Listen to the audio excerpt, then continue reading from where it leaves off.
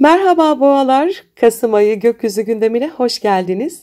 Sevgili boğalar, Kasım ayına girdiğinizde gökyüzü sizlere ilişkiler, ortaklıklar ve karşılıklı bağlar üzerinden güçlü mesajlar getiriyor. Bu ay sizler için hem kalbinizde hem de hayatınızda önemli dönüştürücü etkiler söz konusu. Bu arada çek odasınız efendim. Gelin bu enerjileri adım adım inceleyelim.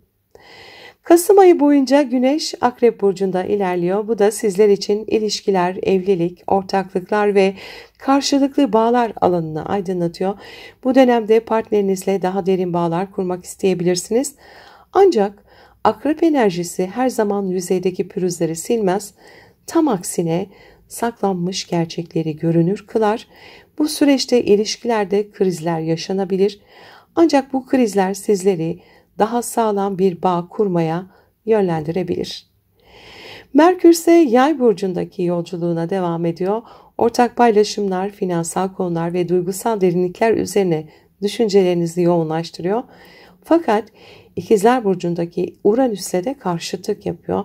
Maddi kaynaklar ve gelir gider dengesi konularında beklenmedik gelişmeler yaşanabilir. Bir borç, kredi, yatırım ya da miras konusu gündeme gelebilir.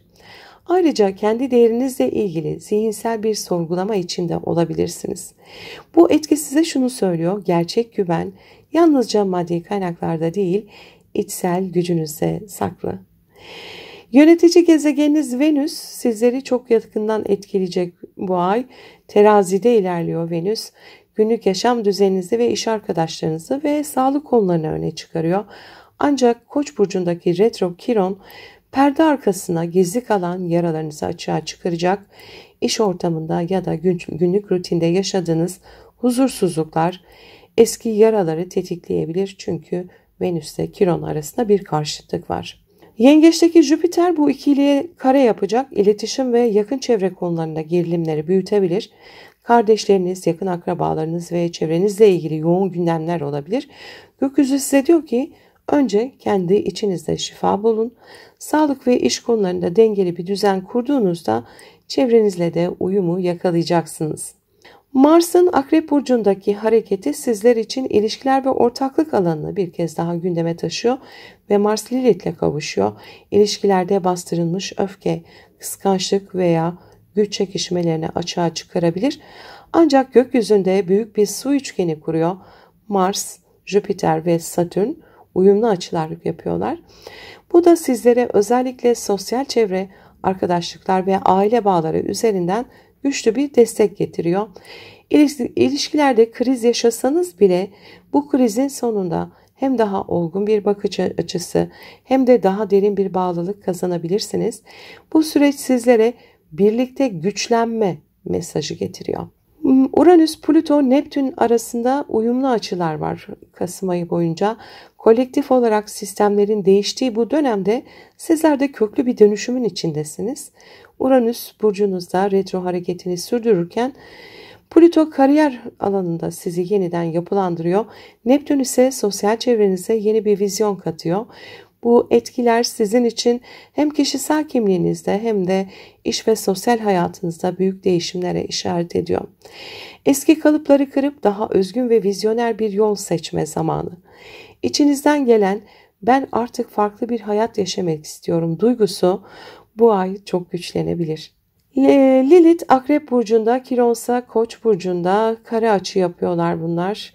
Gizli yaralarınızın özellikle ilişkiler üzerinden görünür olacağını gösteriyor. Belki de geçmişten gelen bir kırgınlık bugün yaşadığınız bir olayla birleşerek size artık şifa zamanı diyecek. İlişkilerde tamamen açık olmak kolay olmayabilir ama ancak dürüst yüzleşmeler size özgürlük getirecek. Kuzey ay düğümü ise Balık burcundaki yolculuğuna devam ediyor. Sizleri sosyal çevre, dostluklar ve gelecek planları üzerinden büyümeye davet ediyor. Başak'taki Güney ay düğümü ise fazla mükemmeliyetçi, detaycı ve eleştirel yaklaşımlarınızı geride bırakmanızı istiyor. Plüton'un da bu alana yaptığı zorlayıcı açı özellikle kariyer hedeflerinizde sizi büyük dönüşüme itiyor. Bu süreçte tek başına ayakta durmak yerine ruhsal bağlarınız ve dostluklarınız üzerinden güçlenmeniz mümkün. Sevgili boğalar, Kasım ayı sizler için ilişkilerde, ortaklıklarda ve sosyal bağlarda önemli yüzleşmeler getiriyor. Maddi konular ve değer duygunuz üzerinden büyük dersler alabilirsiniz. Kriz gibi görünen durumlar aslında size yeni bir güç ve şifa kaynağı sunacak. Bu ayın ana mesajı sizlere şunu söylüyor. Gerçek güveni dışsal kaynaklarda değil, kendi içinizde ve kurduğunuz gerçek bağlarda arayın.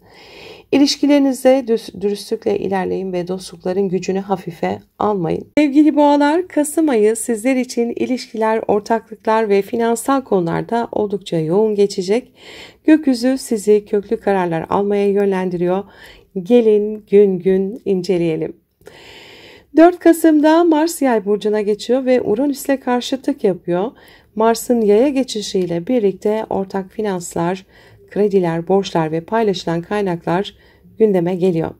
Mars'ın Uranüs'le karşıtlık yapması, ani maddi gelişmeler, ortaklı işlerde gerilim veya beklenmedik krizler getirebilir. Bu dönemde finansal risk almamaya çalışın. 5 Kasım'da ise burcunuzda bir dolunayımız var. Kasım'ın en önemli gökyüzü olaylarından biri. Burcunuzda gerçekleşiyor bu dolunay dediğim gibi. Kendinizle ilgili çok önemli farkındalıklar yaşıyorsunuz. İlişkiniz, bedeniniz, sağlığınız ve hayata yaklaşımınız konusunda netleşmeler olacak. Dolunayın Mars-Uranüs karşıtlığıyla çakışması ani kararlar ve yön değişikliklerini gündeme getirebilir. İlişkilerde ya tamam ya devam kararları alabilirsiniz. 7 Kasım'da Venüs Akrep Burcu'na geçiyor. İlişkiler gezegeni Venüs tam da karşıt burcunuz Akrep'te olacak. Bu dönem ikili ilişkiler, ortaklıklar ve evlilik hayatınız ön plana çıkacak. Partnerinizle aranızdaki bağ derinleşebilir ama kıskançlık, takıntı ya da güç mücadeleleri de artabilir. Dengeyi korumak sizin için önemli olacak.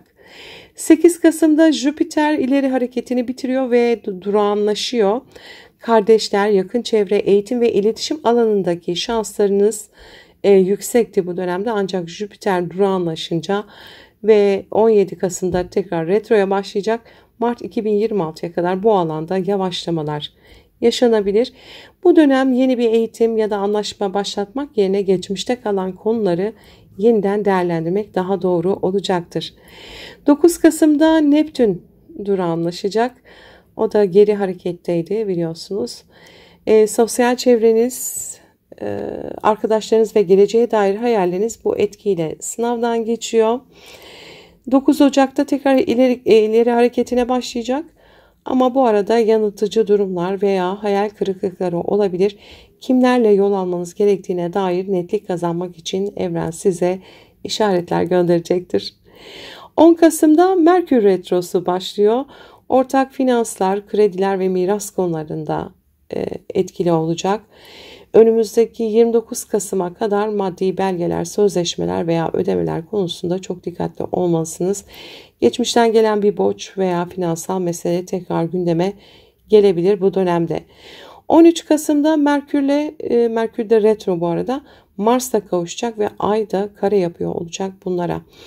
Ortak finanslar ve maddi konularda yoğun bir gün olabilir.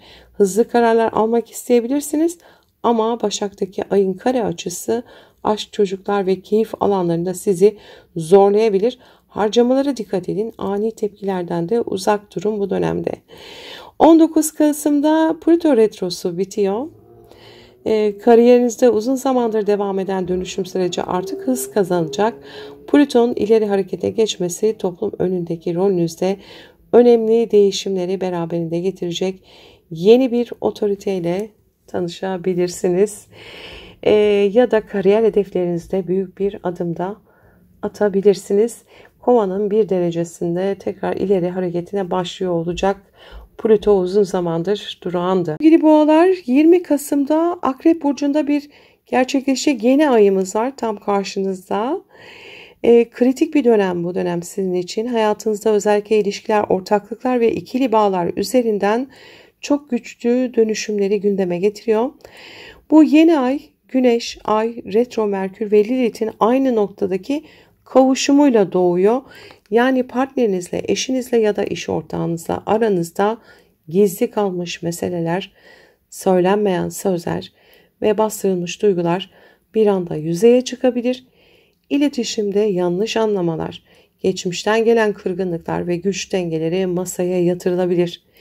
Lilith'in buradaki varlığı size ilişkilerde kendi değerinizi görmezden gelmemeniz gerektiğini hatırlatıyor. Karşı taraftan gelen tavırlar sizi zorlayabilir ama asıl mesele sizin kendi içsel gücünüzü nasıl yöneteceğiniz. Uranüs'ün bu esnada burcunuzda olması hem de yeni aya karşıtlık yapıyor oluşu size şu mesajı veriyor. Artık eski kalıpları kırma zamanı geldi. Özgürleşin, kendi yolunuzu seçin. Bu dönem özellikle uzun süredir sizi kısıtlayan bir ilişkinin bitişi ya da farklı bir boyuta evrilmesi mümkün. 21 Kasım'da Güneş'te Uranüs arasında bir karşıtlık kesinleşiyor. Bu temayı iyice görünür hale getirecek.